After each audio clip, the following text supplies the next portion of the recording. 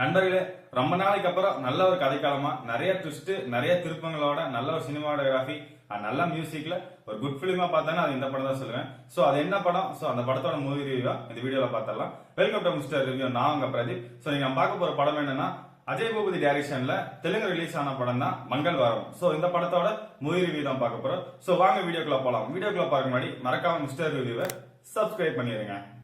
மங்கள் வாரம் இந்த படத்தோட கதை என்னன்னா, செவ்வாய்க்கிழமையான அவங்க ஊர்ல மட்டும் நிறைய ஜோடிகள் வந்து சூசைட் பண்ணி இறந்துடுறாங்க. அது வந்து பாத்தீங்கன்னா சாதாரண ஜோடிகள் கிடையாது, எல்லாமே கள்ளத்தொடர்பு வச்சிருக்க ஜோடிகள். சோ அவங்கள எதனால இறந்து போறாங்க, சோ அவங்களை கொன்னவங்கள யாரு, சாமியா இருக்குமா இல்ல பேயா இருக்குமா இல்ல மனுஷனா இருக்குமா, சோ யார் கொன்னாங்க அப்படின்னு சொல்லி காட்டுனதுதான் இந்த படத்தோட கதையா இருக்குது.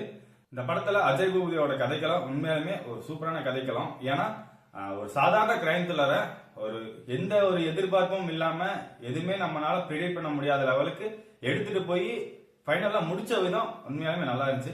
ஒரே ஊருக்குள்ள அந்த கள்ளத்தொடர்பு வச்சிருக்கீங்க பூரா எப்படி சாகுறாங்க, எதனால சாகுறாங்க, யார் அவங்கள கொல்றாங்க, சோ ஒருவேளை இதுங்களா இருக்கலாமோ இல்ல அவங்களா இருக்கலாமோ, செகண்ட் ஹாஃப்ல இருந்து தான் ஓ இப்படிதான் நடக்குமோ அப்படின்னு சொல்லி முடிச்ச விதங்கள் உண்மையாலுமே நல்லா இருந்துச்சு.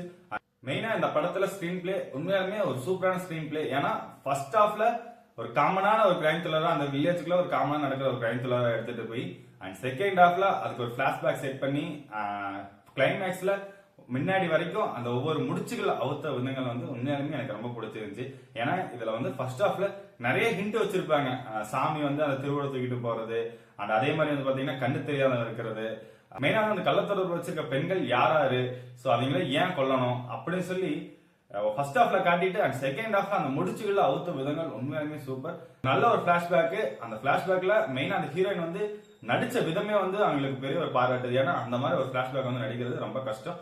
நல்லபடியா எடுத்து பண்ணியிருந்தாங்க. அண்ட் ஊர் மக்களுக்கு பெருசாலாம் இல்லாம அவங்களுக்கும் நல்ல ஒரு கேரக்டர் கொடுத்து நல்லபடியா உட்கார வச்சிருந்தாங்க. ஒவ்வொரு கேரக்டர் வந்து கடைசியில வந்து வேஸ்ட் பண்ணாம நல்லபடியாவே டைரக்டர் நல்லா இதை பண்ணியிருக்காரு.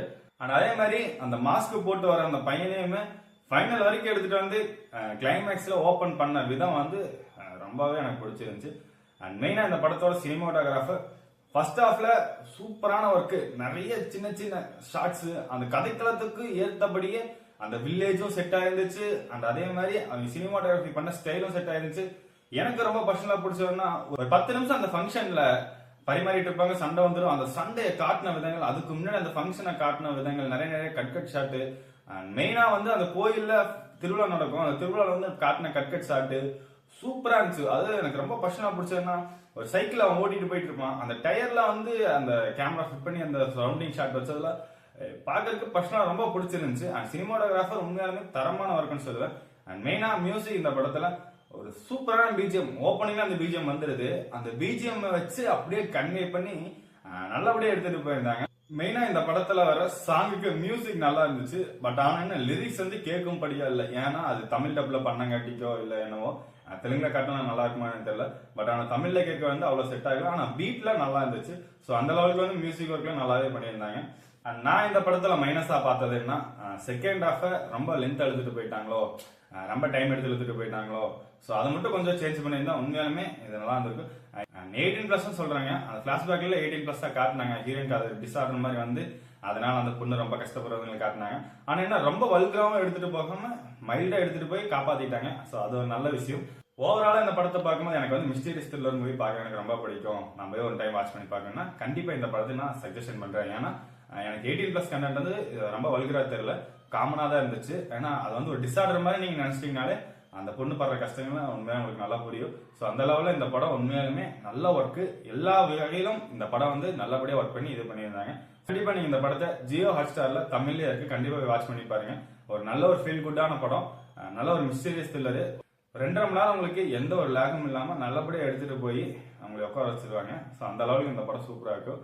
நான் இந்த படத்தை பார்த்துட்டேன். ஸோ மிஸ்டரி த்ரில்லர் ஃபேன்ஸ் நீங்க இந்த படத்தை கண்டிப்பா ஒன் டைம் வாட்ச் பண்ணிப்பாருங்க. ஸோ வாட்ச் பண்ணதுக்கு அப்புறம் உங்களுக்கு என்ன ஃபீல் கிடைச்சுன்னு சொல்லி மறக்காம கமெண்ட்ல சொல்லிட்டு போங்க. ஸோ இந்த மாதிரி மூவி ரிவ்யூக்கு மறக்காம மிஸ்டர் ரிவ்யூவை சப்ஸ்கிரைப் பண்ணிருங்க.